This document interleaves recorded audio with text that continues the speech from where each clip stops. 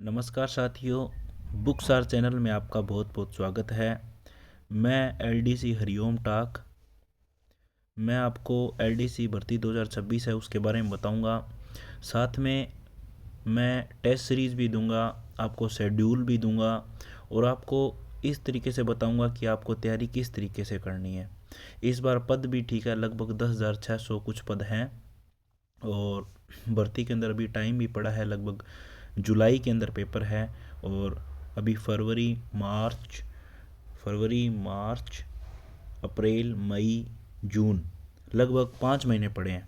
तो 5 महीने में आपकी जैसे भी तैयारी पहले की हुई है, अब आप 5 महीने में शानदार तैयारी कर सकते हैं।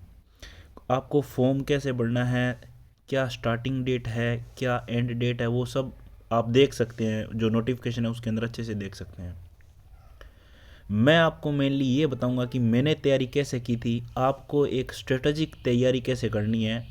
ऐसे नहीं है कि मतलब अपन किताबों के पीछे पड़े रहें, लगातार अपना टाइम दे रहे हैं और अपने को पता ही नहीं, कोई स्ट्रेटजी नहीं है, कोई साइंटिफिक स्टडी अपन नहीं कर रहे। तो इस तरीके से अपने को पढ़ना है कि मल्टीपल रिवीजन अपने हो और पूरा सिलेबस अपन कवर करें। इस तरीके से अपने को पढ़ना है दोस्तों। तो उसी के लिए आज मैंने ये वीडियो मैं बना रहा हूँ और आगे आने वाले टाइम में मैं आपको इसकी एक टेस्ट सीरीज़ भी लॉन्च करूँगा जो एलडीसी के साथियों के लिए होगी और जो मूल किताबें हैं उसी पर आधारित होगी। पिछली बार जो पेपर आया था वो थोड़ा सिलेबस से आउट था। अपने को बिल्कुल भी दिमाग में ये बात नहीं रखनी है कि सिलेबस से आउट आएगा तो हमें जो सिलेबस आउट वाला पिछली बार आया था वो हमारे को क्या पढ़ना है। हमारे को जो RSSMB ने जो सिलेबस दिया है उसी के अकॉर्डिंग पढ़ना है। अपने को फालतू एक्स्ट्रा में कुछ नहीं पढ़ना है।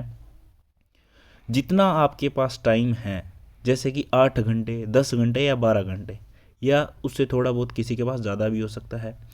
अपने को जो दैनिक क्रियाएं हैं, मतलब ऐसे नहीं कि तुम नींद को कम ले रहे हो, 5 घंटे से कम ले रहे हो, खुद बैठे हो, कोई खुद को थोड़ा व्यायाम एक्सरसाइज भी नहीं कर रहे हो और बैठे हो बस लगातार किताबें पढ़ते जा रहे हो। कभी मन में ऐसे लग रहा है कि मेरे को याद भी नहीं हो रहा, कभी ऐसे लग रहा है कि क्या पता हो रहा है, यही पढ़ लेता हूँ, ये बुक लेके आता हूँ। अपने को ऐसे नहीं करना। अपने एक स्ट्रेटजी बना के चलेंगे, उसी के अकॉर्डिंग अपन तैयारी करेंगे। तो अभी शुरू करते हैं। तो ये सबसे पहले तो मैं पाठ्यक्रम ले रहा हूँ। पाठ्यक्रम आप ध्यान से पढ़ें। जो पहली बात ये है कि पाठ्यक्रम को आप ध्यान से पढ़ें और उसी के अकॉर्डिंग चलना है अपने को। जैसे कि इसके अंदर सबसे पहले करंट जीके है, तो करंट जीके को आप टाइम दो। करंट जीके जैसे कि मेरे हिसाब से आप लगभग करंट जीके अपन पढ़ेंगे क्रोनोलॉजी से। मैं आपको ये बताऊंगा कि आपको किस तरीके से पढ़ना है और कहाँ से पढ़ना है। अब आपको करंट अफेयर है ना, जो करंट अफेयर पढ़ना चाहिए आपको क्रोनोलॉजी से। क्रोनोलॉजी अच्छे से पढ़ लो, उसके बाद आप कोई दूसरी चीज़ जैसे सूजस हो गई या फिर जैसे कपिल सर है, मैं ये चाहता हूँ कि आप किसी भी प्लेटफॉर्म से पढ़ो, लेकिन आपका अच्छे से चीज़ें कवर होनी चाहिए, मल्टीपल रिवीजन होना चाहिए और अपना सिलेक्शन होना चाहिए। मैं ये बात चाहता हूँ। तो मैं आने वाले दिनों में कई जो टीचर्स हैं जिनसे मैं पढ़ा हूँ और जिनको मैं बेस्ट मान रहा हूँ उनके बारे में बताऊँगा। तो आप उनकी वीडियोज़ भी देखेंगे, जो क्लासें करवा रहे हैं वो भी देखेंगे और जो अपन मटेरियल, मतलब जो मैं बताऊँगा वो मटेरियल भी पढ़ेंगे अपन, है ना। तो इसके लिए जैसे कि राष्ट्रीय और प्रादेशिक स्तर की प्रमुख घटनाएं और मुद्दे हैं ना, इसके लिए आपको क्रोनोलॉजी, और मैं भी इसमें क्रोनोलॉजी लगाऊंगा और अपनी टेस्ट सीरीज में क्रोनोलॉजी ही डालेंगे। दूसरा देखो, इंडियन ज्योग्राफी है ना, इंडियन ज्योग्राफी का एक टॉपिक है इसमें, भारत की परिस्थितियाँ एवं वन्य जीव। उसके बाद राजस्थान की भौतिक दशाएं, जलवायु, वनस्पति एवं मृदा, प्रमुख भौतिक विभाग, मानव संसाधन, जनसंख्या, जनजातियाँ, राजस्थान के प्राकृतिक संसाधन जैसे खनिज वन, ये सभी टॉपिक अपन ज्योग्राफी के ये करेंगे।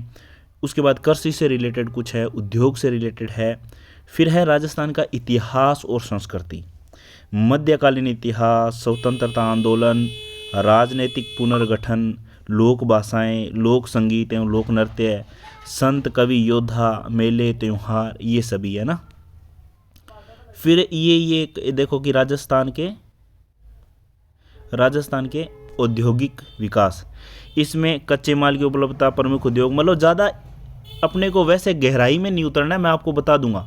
जैसे कि आप कहीं पे लेके बैठ जाओ इसको, जैसे कि हिस्ट्री कल्चर को लेके बैठ जाओ, ज्योग्राफी को लेके बैठ जाओ, ऐसे नहीं लेके बैठना, मैं सब कुछ बता दूंगा।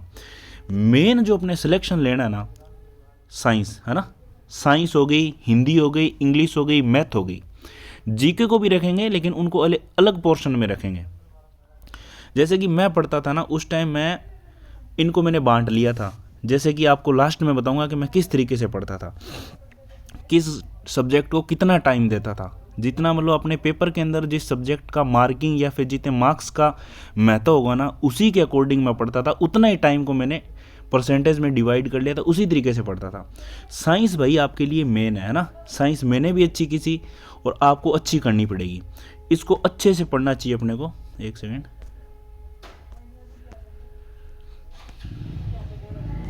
हाँ, भौतिक एवं रासायनिक परिवर्तन, ऑक्सीकरण और अपचयन अभिक्रिया, धातु अधातु, और उसके बाद कार्बन तथा कार्बन के महत्वपूर्ण यौगिक, प्रकाश परावर्तन, विद्युत धारा, अंतरिक्ष एवं सूचना प्रौद्योगिकी, ये सभी है ना। इसी तरीके से आपको पढ़ना है। लेकिन अब इसको राजस्थान बोर्ड की जो बुक्स है उसी से अपन पढ़ेंगे, राजस्थान बोर्ड की जो किताबें हैं उसी से पढ़ेंगे। मैं आपको किताबों की PDF दे दूंगा। उसके बाद देखो आप, ये मैथ आ गई। मैथ में पढ़ता था एमर्स एकेडमी से, जो जितनी मैथ है वो एमर्स एकेडमी जो राजीव सर हैं उन्हीं से पढ़ता था। और उन्होंने जो राजस्थान बोर्ड की किताबें हैं उसी से मतलब हमारे को उदाहरण भी उसी बुक से लिए थे, वीडियोस भी करवाते थे। फिर जो क्वेश्चन देते थे ना, जो PDF देते थे, वो राजस्थान बोर्ड की किताबों के उदाहरण होते थे, या फिर PYQ जैसे पटवारी, वीडियो, LDC की जो भर्ती होती है ना, उसी के अकॉर्डिंग वो उदाहरण देते थे। तो इसके लिए अपन उनको लेंगे एमर्स एकेडमी वालों को, ठीक है। साइंस लेंगे अपन किससे, राजस्थान बोर्ड की जो पुरानी वाली किताब है, नई वाली नहीं, पुराने वाली किताब है। उसके अलावा आपको अगर एक्स्ट्रा पढ़ना हो तो उसके अलावा अपन करेंगे NCERT, ठीक है। फिर बात आती है मेन जो अपना है वो है हिंदी, क्योंकि हिंदी का मैं महत्व मानता हूँ लगभग 25%। इस परीक्षा के अंदर 25% योगदान है, इंग्लिश का 25% योगदान है। क्योंकि भाई 200 नंबर का पेपर है ना, ये 200 नंबर में से 100 नंबर की जो सब्जेक्ट दूसरा पेपर है वो उसमें 50 की हिंदी और 50 की इंग्लिश आएगी, है ना। तो सिलेबस आप देखो, ये इसके अंदर संधि है, संधि विच्छेद, जो समास हो गया, उपसर्ग प्रत्यय पर्यायवाची हो गया, जो विपरीत विलोम शब्द है वो है ना, संज्ञा है, वाक्य शुद्धि है और शब्द शुद्धि है, ये सभी है। फिर क्रिया हो गई, वाक्यांश के लिए एक सार्थक शब्द हो गए, और मुहावरे हो गए, अंग्रेजी की प्रभाषिक शब्दावली होगी। आपको ऐसे लगेगा कि भाई ये शब्दावली भी पढ़ लें, वो भी पढ़ लें, लेकिन अपने एक लिमिटेड दायरा रखेंगे। मैं चीज़ें कुछ प्रोवाइड करवाने की कोशिश करूँगा, कुछ बुक्स अपन डिस्कस करेंगे, उसी के अकॉर्डिंग चलेंगे, है ना।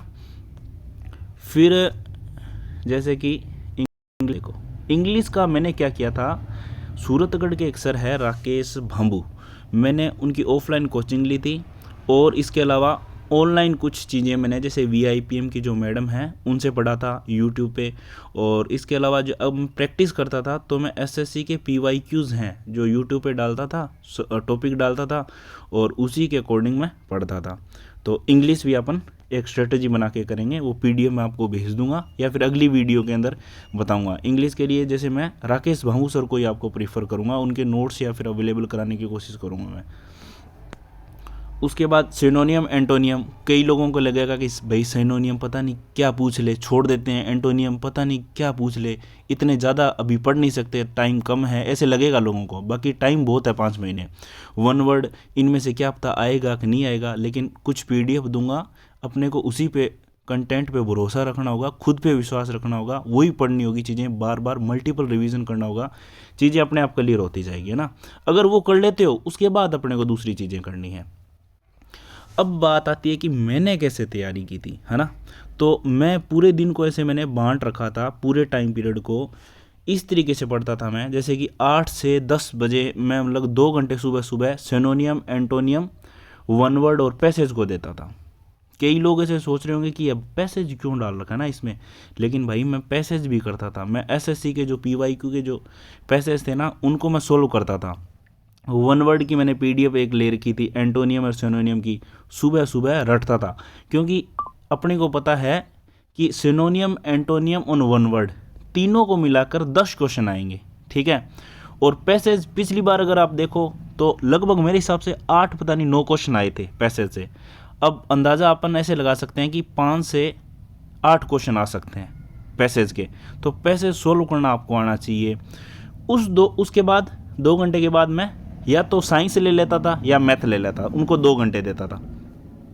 साइंस मैं राजस्थान बोर्ड की किताब से पढ़ रहा था और मैथ एमर से पढ़ रहा था। तो जैसे मेरा मन करता कि आज भाई खाने से पहले मैं साइंस पढ़ूंगा तो मैं साइंस पढ़ता, या मैं खाने से पहले आज मैं मैथ पढ़ना चाहता हूँ तो मैं मैथ पढ़ता। और उसके बाद मैं लगभग 12 से 2 बजे, देखो पहले मैं खाना खाता था, पहले खाना खाता था। मैंने टाइम लिखा है यहाँ पे 2 घंटे ना, 12 हूँ 1 हूँ 2 घंटा बने।